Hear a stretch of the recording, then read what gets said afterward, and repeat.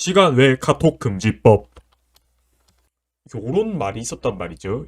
정부는 2026년 상반기 중에 관련 내용을 담은 근로기준법 개정안 혹은 실근로시간 단축 지원법을 국회에 제출하고 통과시키는 것을 목표로 하고 있습니다.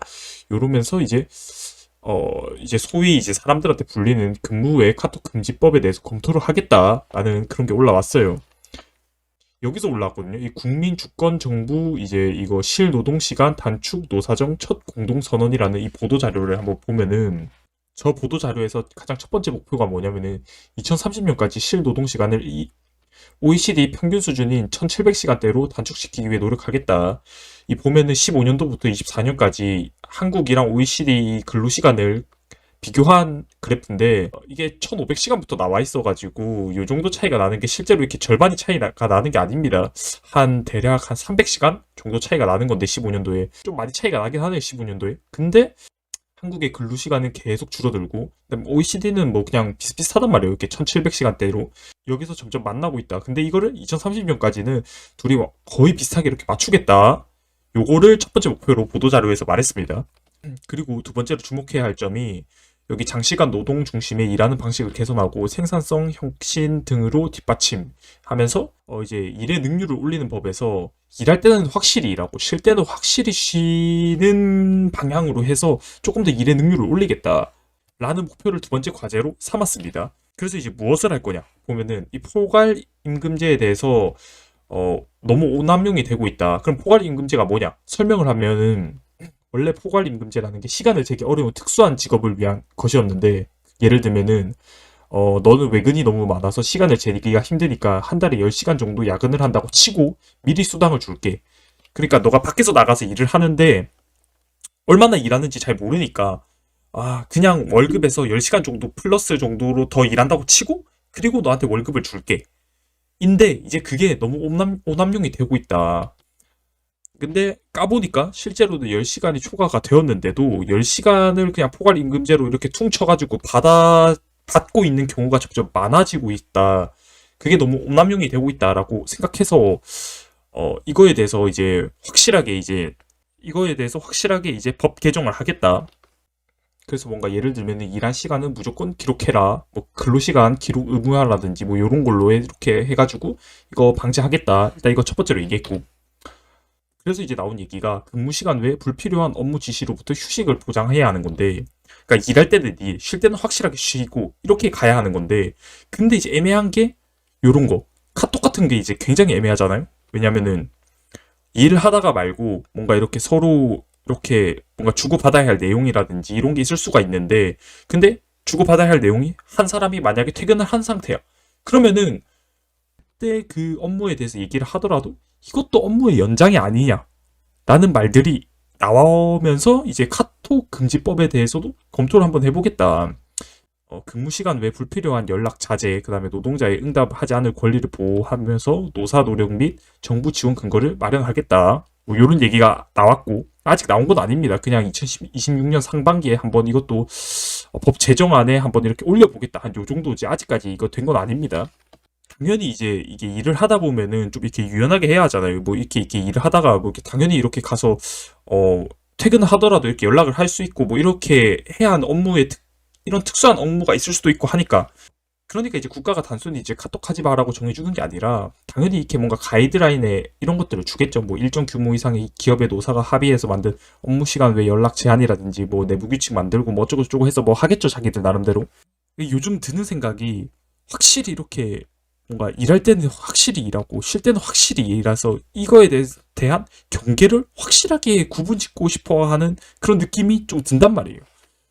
그래서 이제 조사하다가 이거 드라마 세브란스라는 드라마가 있거든요. 이게 뭐냐면은 회사가 있고 이제 밖이 있지 않습니까? 근데 이제 회사에 출근하려면은 수술을 받아야 해요. 이렇게 수술을 받아야 하는데 이게 뭐냐면 이제 뇌에다가 칩을 심는 거예요. 이렇게 칩을 심어가지고 이렇게 칩을 이렇게 심어버려요. 그러면은 일하러 출근을 했을 때는 인어라 해가지고 바깥에 이제 밖에서의 기억은 다 삭제가 되어버려요. 그냥 다 사라져요. 그래서 인어였을 때의 기억만 계속 남게 되고 그 다음에 다시 퇴근을 하면은 이제 아우터라 해가지고 여기 출근해서 있었던 회사의 기억들은 다 삭제되고 여기 사회생활 했을 때의 기억만 이제 남게 되는 거예요. 회사에 있을 때는 회사의 기억만, 밖에 있었을 때는 밖의 기억만 해서 자아가 뭐 이렇게 두 개가 되는 거죠. 뭐 요런 이 드라마가 있어요. 픽션이에요, 픽션. 드라마가 있습니다. 얘는 여자 주인공인데 첫날에 이제 출근하자마자 뭐 여기 직장 이상하다. 뭐 그래가지고 이렇게 나가려고 해요. 남자 주인공은 막지 않거든요. 그래가지고 여자가 이 문 열고 나가요. 근데 다시 들어온단 말이에요. 왜냐면은 이미 이 여자는 그 뇌에다가 칩을 박는 수술을 했기 때문에 밖에 나가면은 바로 아우터가 돼가지고 아 인어였을 때 회사였을 때 있는 내가 출근하기 싫어가지고 밖에 나갔구나. 근데 지금 퇴근 시간이 아니니까 다시 들어가야지 하고 들어가 버려요. 여기서 기억이 삭제되니까. 이제 여기서는 이제 밖에서의 기억이 이제 안 나니까 나 왜 지금 다시 출근해 있지? 아 다시 나가야겠다 하고 나가고 다시 일하기 싫어서 도망갔구나. 다시 들어오고 다시 나가고 다시 들어오고 직장 상사가 위에서 이제 말리지만 않으면은 사실상 이제 무한동력 이렇게 계속 돌아가는 아무튼 그런 내용인데 갑자기 생각이 나가지고 들고 왔습니다. 아 그리고 뭔가 이제 나는 나, 너는 너, 회사에서 출근했을 때의 나 아니면은 밖에서의 나 약간 이런 식으로 자꾸 이렇게 나뉘다 보니까 자꾸 뭐라 하지 이 자신의 공간에 대해서 침해받는 거에 대해서 굉장히 싫어하는 듯한 느낌을 받았단 말이에요. 그래서 이제 실제로 이 노이즈 캔슬링 기술이 나온 이후로부터 대중이나 이제 길거리에서 누구나 버튼 하나로 세상을 음소거할 수 있는 시대가 대중적으로 열린 시점이다 해가지고 이제 진짜 이제 소음으로부터 외부 세계에서부터 최소한 소리 정도는 이제 이렇게 차단을 할 수 있고 그리고 궁금해서 찾아봤는데 이거는 이제 2026년 최신 기술인데 사운드 버블이라 해가지고 여기 이어폰을 끼면은 요거 끼면은 헤드셋 끼면은 이제 이렇게 사운드 버블이 생겨가지고 여기 소리는 아예 차단되고 여기 소리만 이제 들리게 되는 요런 게 있다고 하더라고요. 이 영상을 보면은 이렇게 헤드폰 끼면은 이제 이렇게 사운드 버블이 이렇게 된다. 그럼 이제 여기 소리는 삭제되고 이제 이쪽 소리만 들을 수 있게 되고 그러다가 이제 바깥에 있는 사람이 이쪽으로 들어오면은 이 사람은 이제 이렇게 셋이서만 이제 소리가 들리게 되는 아무튼 이러한 기술도 개발이 되었다고 합니다.